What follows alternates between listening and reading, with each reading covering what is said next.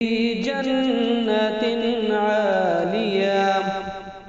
لا تسمع فيها لاغية فيها عين جارية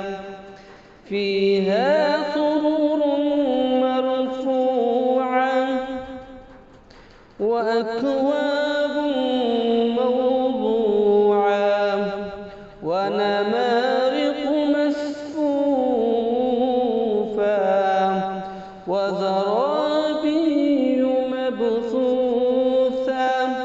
أفلا ينظرون إلى الإبل كيف خلقت وإلى السماء كيف رفعت وإلى